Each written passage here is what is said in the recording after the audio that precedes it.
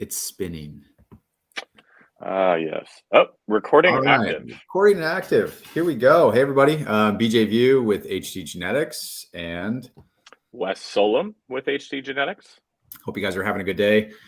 This is our February 2023 community update webinar meant to just provide some updates on HD Genetics. And then this year, we're going to try to highlight one specific topic each month. Not that we're necessarily experts on the topic, but hopefully just to start some conversation, share some things of what we're hearing, and hopefully provide some insight to folks who are considering genetic testing and counseling.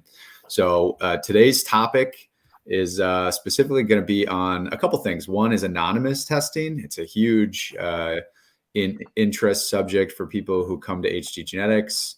And then also, we're going to talk a little bit about long-term care and life insurance. We're not financial advisors. We're not planning to give you any financial advice, but happy to share kind of our opinions, what we're hearing, and just some basics around what those financial vehicles are and kind of a little bit of what they aren't as well. If you aren't familiar with HD Genetics, we are a company that just launched last August in 2022. We help identify, engage, educate, and connect the HD community through genetic testing and counseling to resources, care, and clinical trials. So we are just approaching, I think tomorrow is our 6-month anniversary of being open. So we've been, really having a pleasure working with clients throughout the country to help and support them through the virtual manner. So we'll talk real quick just on HD Genetics basics, if you don't know us. But as I said, my name is BJ Viau, founder of HD Genetics. Have been in this community since really 1995. So that little kid on the left was myself back when my mom was diagnosed with Huntington's disease. Have been in the Huntington's community, wearing many hats, raising a bunch of funds through these hoopathons for HDSA, being a co-founder of the Huntington's Disease Youth Organization, and many other hats in the advocacy space. But then recently, creating HD Genetics, and it wasn't possible unless I stumbled upon Wes. And Wes, just a quick background on yourself and your passion for HD. Absolutely, yeah. So I'm Wes Solem. I'm genetic counselor at HD Genetics. Most recently, I completed my graduate genetic counseling training at Johns Hopkins in the NIH, where my thesis focus was on the COVID-19 impact on genetic counseling for Huntington's disease via telehealth. So specifically looking at genetic counseling and how the whole practice kind of shifted from in-person care to telehealth care. And so I sort of dreamed that I would someday land a job providing telegenetic counseling for the Huntington's disease community. And lo and behold, was introduced to BJ Viau, and we got to launch this company together, and I'm thrilled to be a part of it. Totally. It takes two to tango. Wes and I were both tangoing by ourselves poorly until we found each other, and now we tango every single day. So anyway, awesome to have Wes. For those of you who've worked with HD Genetics, Wes is really the face of HD Genetics to the clients, and works with folks every single day on the phone, over video, over email, text, whatever you name it. Wes is the man. So awesome to have you, Wes. Just a background on genetic testing before HD Genetics was a new option is many people would either go to a local physician.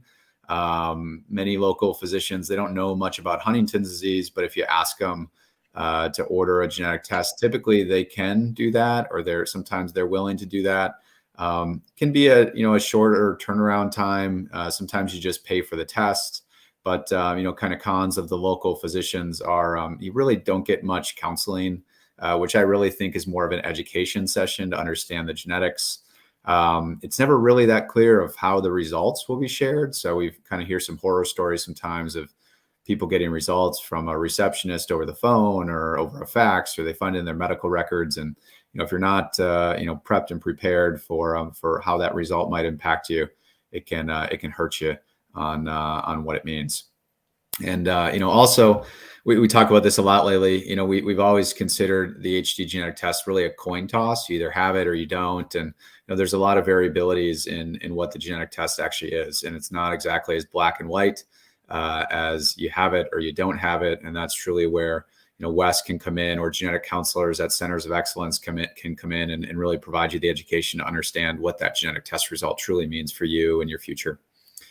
The other option that people have been doing for many years is go to a HDSA center of excellence. There's about 55 centers of excellence around the country, or you could also say just centers that have a focus on Huntington's disease.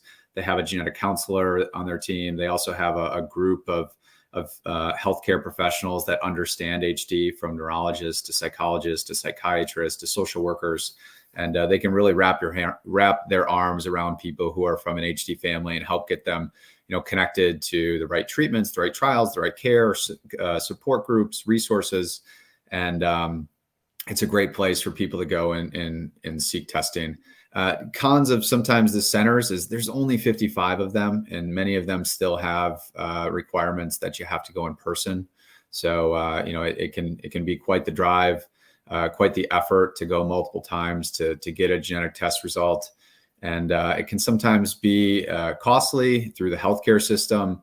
And as we'll talk about a little later, some centers, even though they want to, just because they're in a healthcare system, they aren't allowed to provide anonymous testing to individuals, which is really important for people who are typically younger and want HD to stay out of their health insurance medical record or away from their employer for whatever reason. So what HD Genetics is really here to do is be a new option to provide a type of service for people who are at risk for Huntington's anywhere in the country to get the genetic test and get it in the right fashion by getting the right counseling. And then our goal after testing is not just to say, hey, here's your results, have a good life, but it's really to try to get you connected to these centers, because these centers are where you can get care. These centers are where, you can get involved with clinical or observational trials. And, they're truly our partners in this. So that is that. Wes, I'll pass it over to you to just talk about, the HD Genetics testing services that we offer. Yeah, okay. Just to kind of give you like an overview here, this slide kind of nicely gives little tidbits about, what HD Genetics can offer for the HD community. And to kind of keep it in an order here, we'll go clockwise with these examples. So one thing is, as BJ mentioned, HD Genetics is a company fully focused on HD, as you can tell from the name. This is we are here and here for the Huntington's disease community, 100%. All day of our workday is dedicated to helping the HD community. So, sometimes with HD centers and things like that, you might encounter some limited time that's able to be allocated for Huntington's disease, where maybe they have a clinic, once a week, or maybe even once a month, or, just kind of ad hoc basis, and trying to figure out when they can schedule HD clinics. HD Genetics is always focused on Huntington's disease. The next portion here says education and connections to HD specialized care, support, and clinical trials. So this sort of goes back to the point that I just discussed a minute ago, where we're really focused on Huntington's disease as a whole. And so we really dedicate our time trying to find the best possible resources to link folks up to. So yeah, on page, HD Genetics is a genetic counseling, genetic testing company, but really we strive to be a lot more, which is just sort of like, do you have any questions about Huntington's disease? Is there anything that you need? We can try to find those answers for you.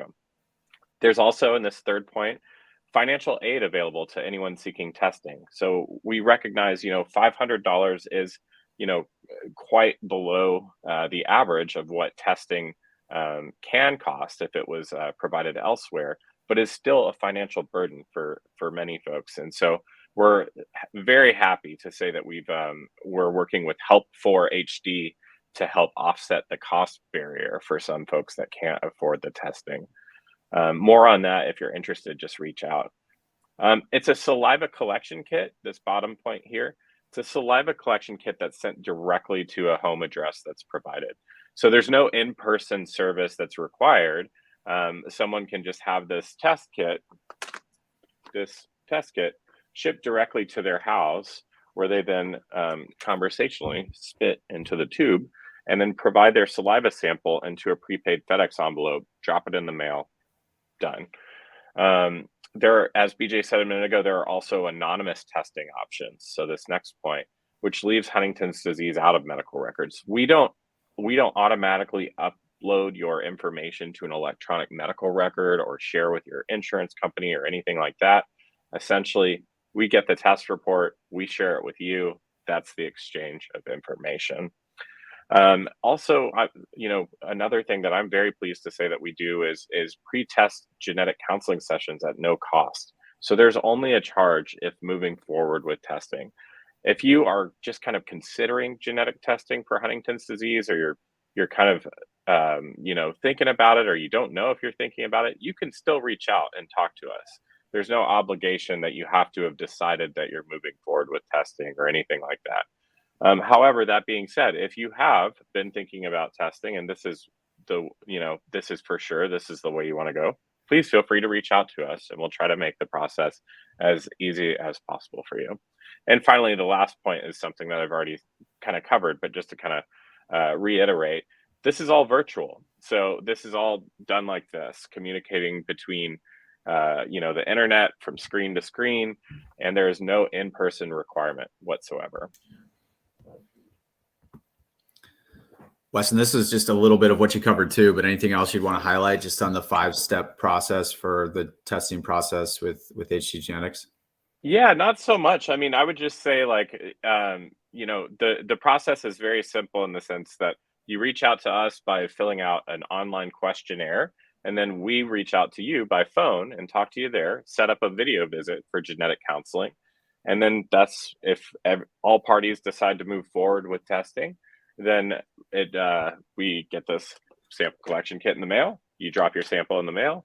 Once we get our results, once we get your results sent to us, we share with you via another video call.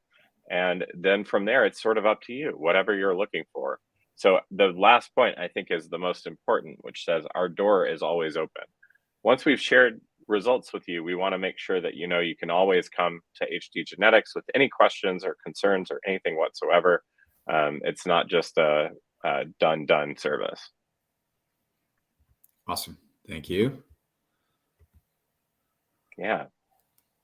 This is a visual representation of the HD Genetics team. So you've got BJ here, you've got me here, but then these are the other folks that you have not yet seen because they are not here. It turns out.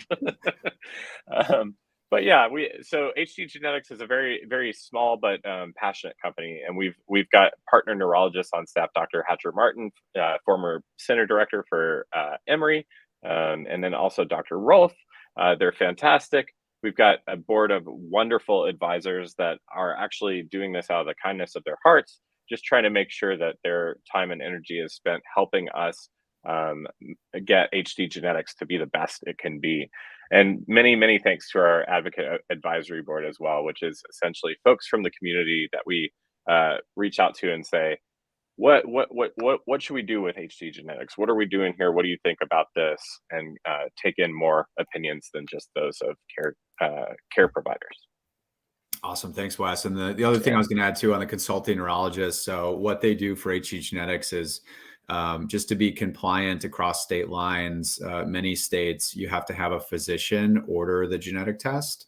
So between Dr. Hatcher Martin and Dr. Rolf, they're licensed in 43 of the needed states across the country. So we share cases with the physicians to help us order. In a handful of states, Wes, as a licensed genetic counselor who's licensed nationwide, can order those tests, but that's how they play a part in helping our clients get genetic testing.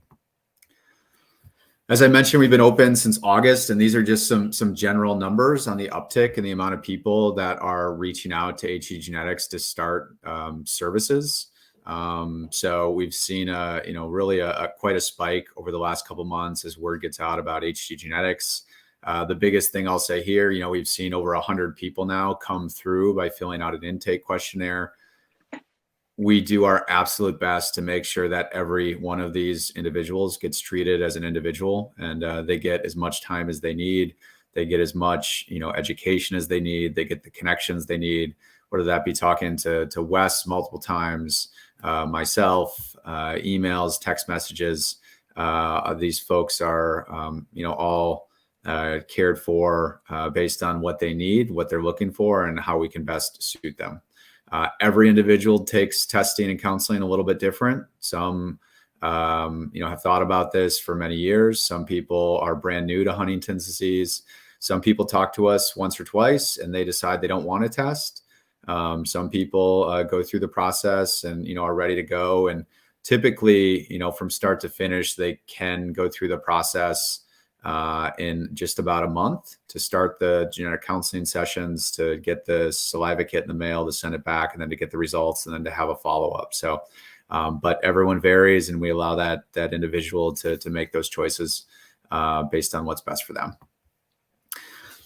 Coming in hopefully spring of this year, we hope to launch just a new service. We get a lot of questions really from people who have already undergone genetic testing somewhere else, but they're looking for help and getting connected to resources and programs and clinical trials. So a new service we hope to launch that will be, a no-cost service is a patient advocate navigator, helping people navigate the Huntington's disease community, whether that's finding the best place for care, trying to understand where these centers of excellence might be, or maybe they are too far from a center of excellence, how we can help them, find the best healthcare team to treat them, how they can get connected to clinical trials. Clinical trials is kind of a confusing space. And as more trials become available in the Huntington's disease community, which is a good thing, it's also becoming harder to understand how and when and where do I even go to start the process. So we're going to try to bridge the gaps to connect folks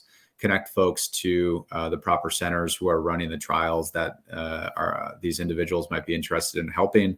And then there's so many resources that many of our advocacy partners create and put out for the community that many people just don't know of. So we hope to work with everyone who reaches out to just make sure they are aware of the resources, they get connected to the resources, and anything else we can provide. So looking forward to launching this officially sometime in the spring of 2023. With that kind of brings us to our first topic, which again, we're open to questions for those on the line, but we're also just here to kind of ad lib, have some conversations. And pretty much one of the biggest things we hear from folks and why they reach out to HD Genetics is because we offer an anonymous testing option. I think what we always try to figure out, though, is what the definition of anonymous means to each different individual. And we try to do that by figuring out, who do you not want to know about your results? Is it your health insurance company? Is it your employer? Or is it you want to be maybe not anonymous, but you want to be secretive? Maybe it's people in your family you don't want to know you're testing. So I think those are always the questions to ask. And then we've put a handful of options in place to help meet the needs of the individual. Wes, you want to just talk about any experiences you've had with the conversations of clients wanting to remain anonymous, and how a few of the options that we put together with HD Genetics seems to be hitting the mark with folks thus far? Yeah, I always sort of like to present it as a kind of two big arms, essentially. On the one hand, HD Genetics, as far as talking about anonymous testing, HD Genetics is a really small company, as you've seen. It's myself, BJ, our partner neurologist. The exchange of information, the knowledge of the existence of a genetic test is really limited. It's limited to us, to our partner lab, Prevention Genetics. They create a test report, they share that with us, we share that with you, and that's it as far as the exchange of information. So to many folks, that's what's considered anonymous testing. It's empowering that people can basically control their test report and say, okay, I have this one copy, this one electronic copy, I suppose, and I can choose when and how I want to share this, if I want to share this, and with whom I want to share this with. So that being said, there's another, arm of taking it sort of an extra level in confidentiality, which is some people like to test under a different name, what we call a pseudonym. So that way they can learn their genetic status without, or with having an extra sort of step between their legal name and their identity. Not having their name on the test report would then make it to where it's basically impossible for that test report to be uploaded to their electronic medical record or linked to insurance and that sort of thing. So, it depends on what folks are, like BJ said, defining anonymous testing as.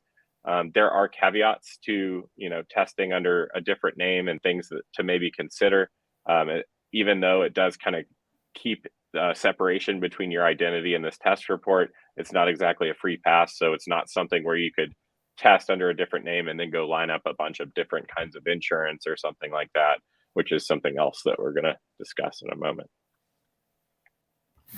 Totally. Yeah. And what we've seen, this is just some examples of how some of our clients have wanted to remain anonymous is, they've created a brand new email address when they're even filling out HD genetic surveys. So everything is going to one email and nothing else, is crossing that barrier. We've had people, I think, use a PO box. So the saliva kit doesn't necessarily go to their home, which can be good. That means, we as a company don't have their address, but also maybe you want the kit and, you don't want somebody in your home to know that the kit's arriving. So think carefully about where you want that kit to arrive. As Wes showed you the kit, it doesn't say Huntington's disease on it. It doesn't say HD genetics. It just says prevention genetics.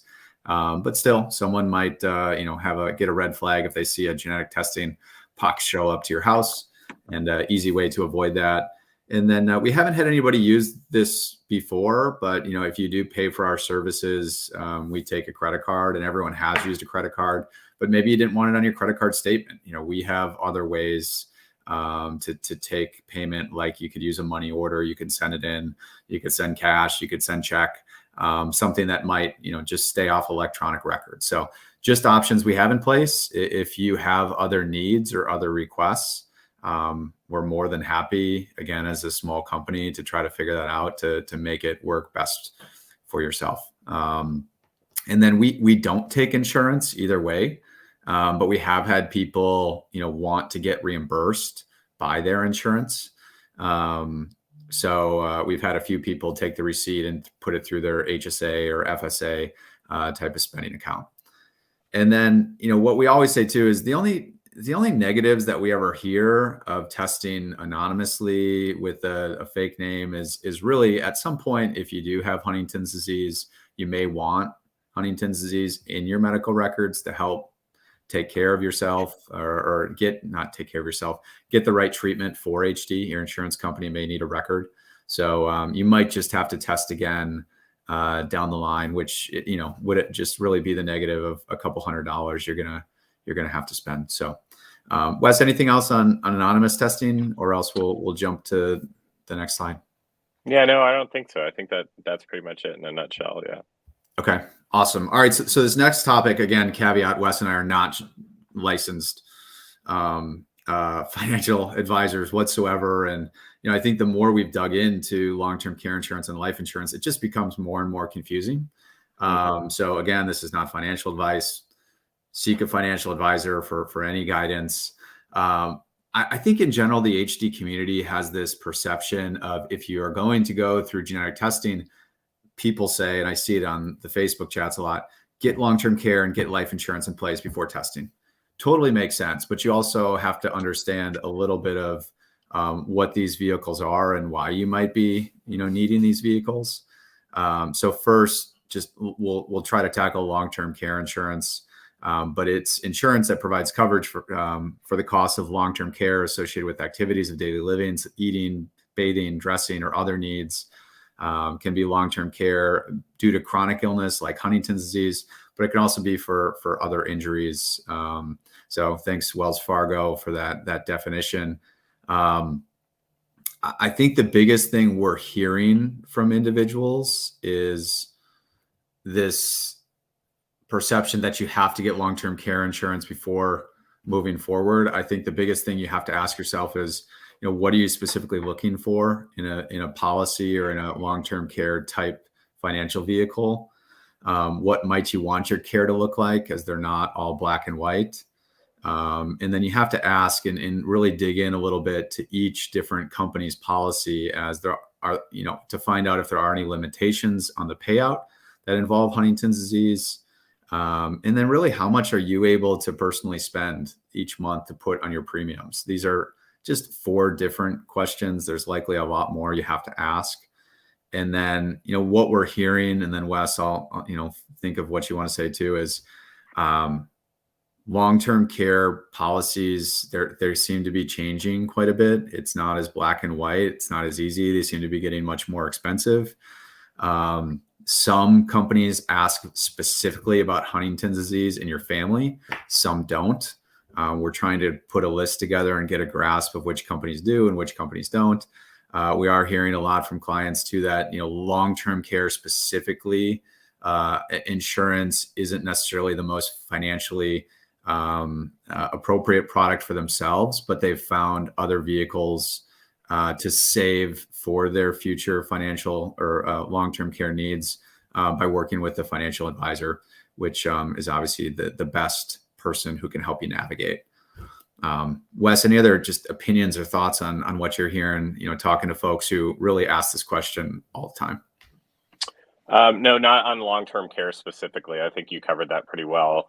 I would say that, sometimes one of the things that can be really tricky, and this is with any kind of coverage, like say life insurance too, which is coming up, or disability care, depending on how old you are.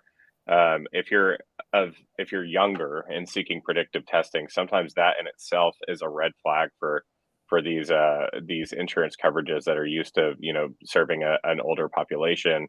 And they kind of wonder why you're looking so young, like get a little suspicious and wonder if there's sort of a reason, essentially. So, that I've heard that in passing, so that might be something to be aware of. Yeah, and the one thing we always tell people is if you do want to get long-term care insurance, and same with life insurance, is we do recommend putting it in place before you get your HD genetic results. Yeah.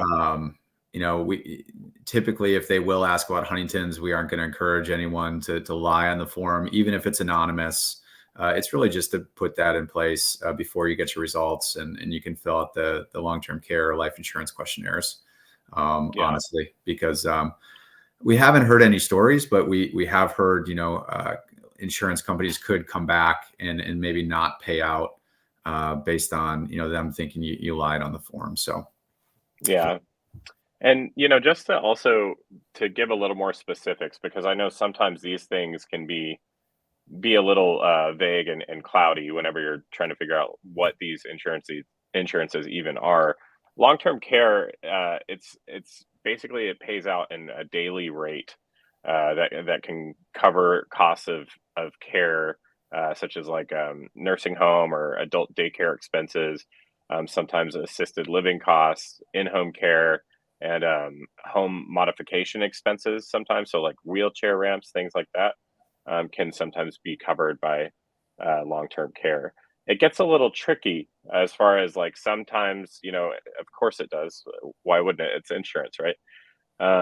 It gets a little tricky sometimes with like the wording and what exactly it provides. So, sometimes, when we think of long-term care, we're thinking of like assisted living. But it depends on, what kind of coverage you have. So Medicare, for example, will cover short period care if an individual requires what are called skilled services or rehabs, but it doesn't pay for in-home care or non-skilled assistance with activities of daily living. So it's just kind of, you got to pay attention to the details. If you're signing up for long-term care, you want to make sure that what you're getting and what you're paying into, like BJ said originally, is exactly what you're looking for, that it's actually long-term care insurance that's providing assistance with daily living. Cool. Thanks, Wes. Yeah, perfect timing too. Says you were saying that I got a ding on my phone, and I'm trying to apply for long-term care insurance just to figure out the process. And I got an email back from a broker, and he says, I have to ask though, you are young for this type of coverage. Just curious what brought it on your radar. So anyway, we're trying to navigate, sorry, long-term care insurance salespeople. We're trying to understand your system. And hopefully a few of these kind of experiments of reaching out to folks will help a little bit more. So next is life insurance, similar product, similar recommendations. I think the biggest thing is, why are you taking out a life insurance policy is probably the best thing to ask. And, a definition of life insurance is essentially you pay a premium typically every month, and upon your death, you get a certain amount of payout based on the policy that you create. So I guess it's not you, it's the beneficiaries after you pass away get a certain amount of money. And these can range from really large amounts of money to maybe help your beneficiaries live the same standard quality of life that they're living before you passed away, or they can be as small as the financial coverage of a funeral or burial or something like that. So you just don't want to put that burden of cost on somebody else. So a lot of things to think about. Why you're doing this? Do you have a family? Do you plan to have a family? Do you want to leave a legacy? Do you have a business you need to keep running? Lots of different questions to ask when figuring out, how much you want to put in each month, and how do you want that payout to go. Just general, what we're hearing, life insurance policies seem to be a little bit easier to get at any point in time. I don't think that you're young, why are you doing this is going to come across, because people typically will get life insurance at all different points and times in your life. Some companies, again, do ask about Huntington's disease, some don't. But we do recommend always, trying to put this policy in place before genetic results, just in case they do ask. But best to shop around, best to, have those conversations with a financial advisor. Wes, anything else on life insurance? Yeah, I would just say, look into it, try to find what's best for you. You can find different kinds of life insurance. So typically it's either going to be a term, like a set amount of time term insurance, or it can be whole life insurance, meaning, throughout your life. If you are watching this and you're, thinking that it's unfortunate that you weren't able to get life insurance before undergoing predictive testing, and facing these difficulties, sometimes there can be an option available called guaranteed issue life insurance. The only sort of thing to keep in mind, though, is that can be really pricey. So it's not that all hope for getting any kind of coverage is gone after testing, but it is kind of more complicated in that it could be more expensive, or you could be denied the application. Cool. Thanks, Wes. Yeah, I think just to summarize, I would expect in all my time in the Huntington's disease community, there truly be like an expert to go to here.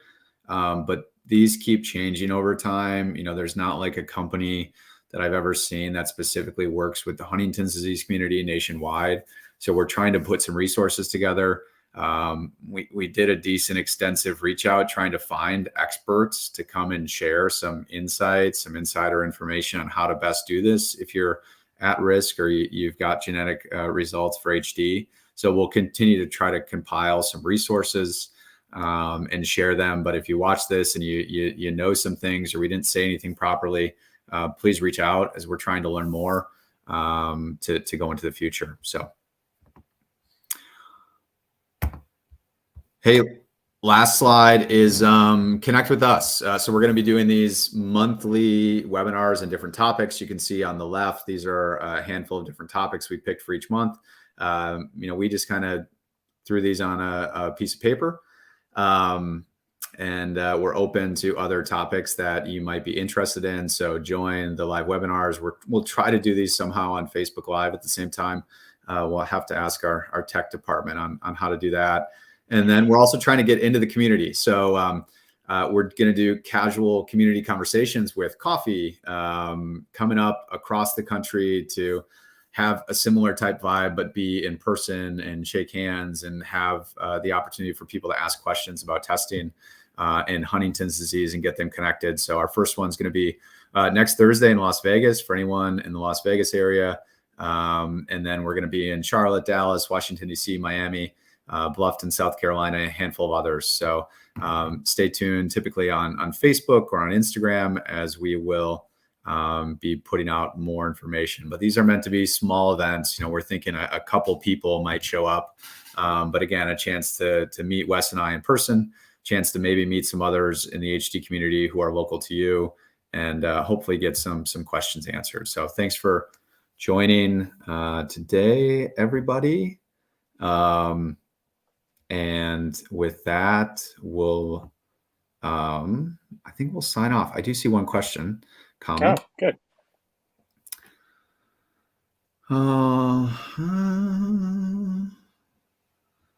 Okay, so a couple different questions. So it asks, how hands-on are you in connecting patients to the Center of Excellence after receiving positive results?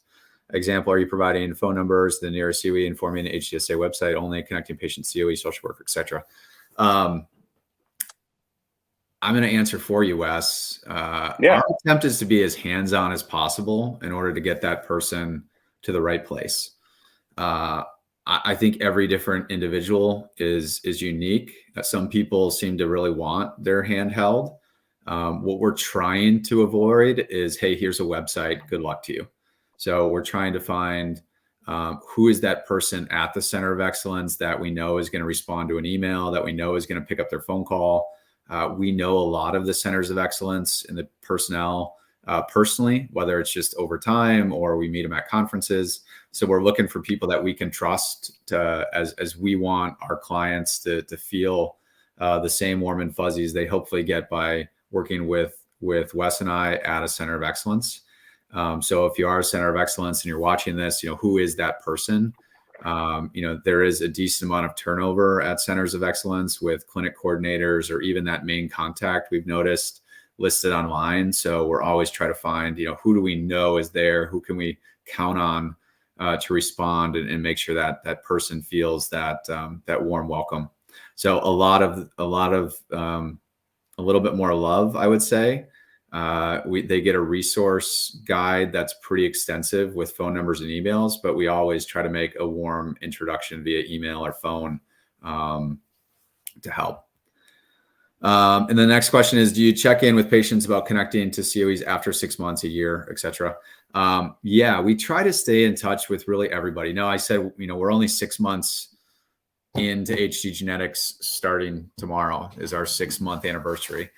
So you can imagine we didn't just start throwing genetic testing kits at folks on August 6th. So we still really haven't even reached our 6-month point with the first people who've tested. We try to keep them engaged as much as possible. Typically they get their results. 1 week later, we have a follow-up call. And then really we try to put a follow-up call on the calendar for everyone at the end of each call. So it's still a little bit of an experimental process of how we can help people and how people want to be helped.